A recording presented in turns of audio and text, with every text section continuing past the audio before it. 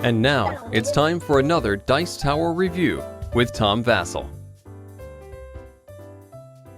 Jack the Ripper is a very serious subject in history. It's not something to be made light of, and you think it might be an odd game, but in this game you're trying to find the suspect, or who is Jack the Ripper. But this game, which is the first in a series of Mystery Rummy, it's just been reproduced in a very nice box. I really like how it opens up here in the front like this, and then inside you can pull out the cards. This is a reprint of a game by Mike Fitzgerald, which is basically a Rummy variant. But after playing the Mystery Rummy series, I would wager that most of you would not be interested in playing plain old boring Rummy again. I like most of the games in the Mystery Rummy series. This is not my favorite, but this is probably my second favorite in the series. And I like the theme, and I like how there's a little bit of there's some different strategy in how you play this one, rather than just trying to be the first person to go out as quickly as possible. Let me show you the game closer up.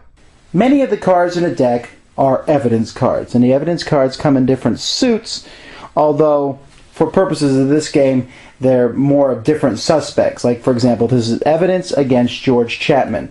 And evidence cards are all marked by a magnifying glass, and you'll see different evidence cards. There's a brown one, there's an orange one. There are other cards in the deck, for example, the suspect card, which have a gavel in the corner.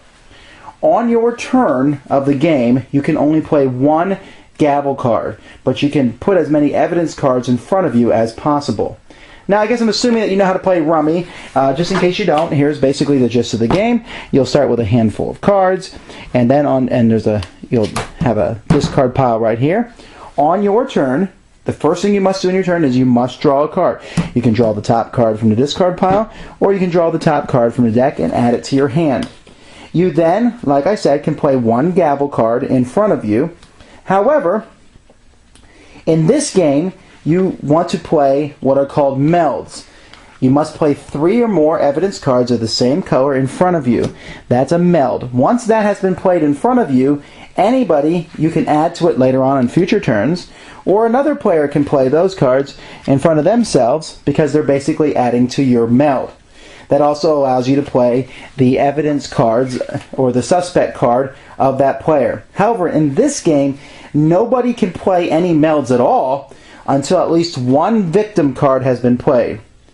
There's 5 victims in the deck, and once a victim card has been played, and the victim card gives you 1 point at the end of the game, but also lets you draw 2 cards from the case file, also the draw pile, into your hand. Once a victim has been played, people can start playing down melds.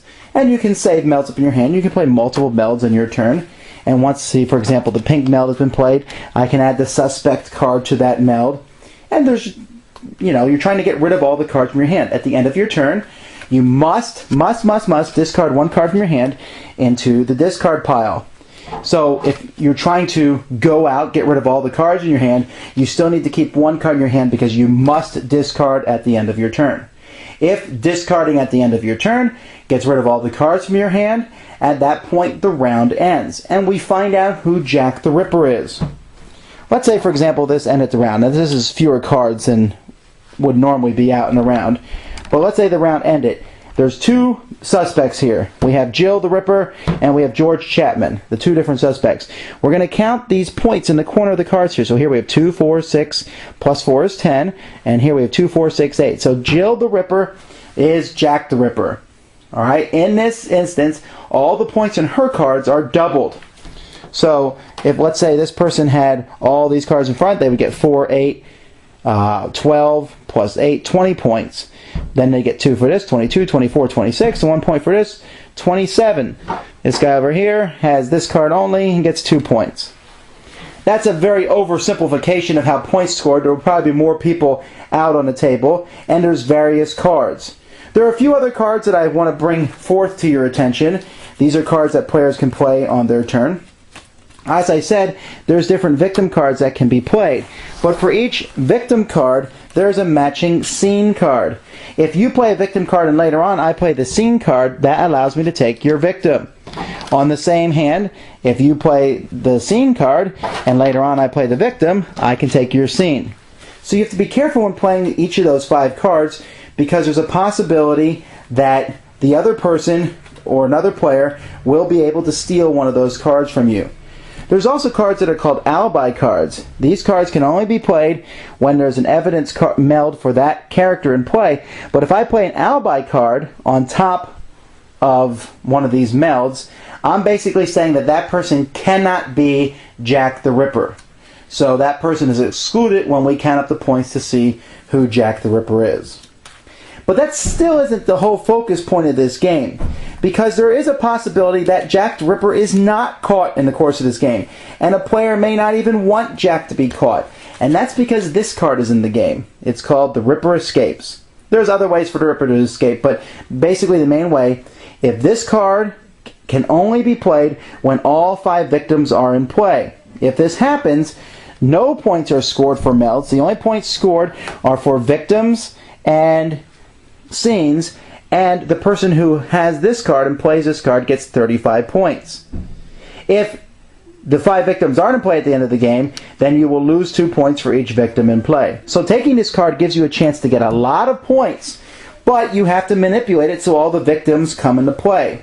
There are a few cards from the deck which allow you to force other players to put victims in play. Like, for example, the Commissioner resigns, makes everyone put all victim cards in their hands into play. But for the most part, you're going to be careful because you need at least one victim in play to play melds, and then other victims, they will help people with cards, but everyone's playing those knowing that this card is in existence. And so this card is a bit of a gamble, but it can net someone 35 points. After the round is over, you count the points, either from melds and who's Jack the Ripper or the Ripper Escapes. 35 points for that player, and everyone else gets maybe a few smattering of points. And you continue on till you reach a preset number of points, or till you play a preset number of hands, and then whoever has the most points is the winner. I like the colorful deck. All the cards are different colors. It's very easy to tell them apart. But even if you're colorblind, you can still just match the names on the cards. There's historical things about each of the victims, about each of the suspects. There's a picture of all the suspects in the inside of the box here.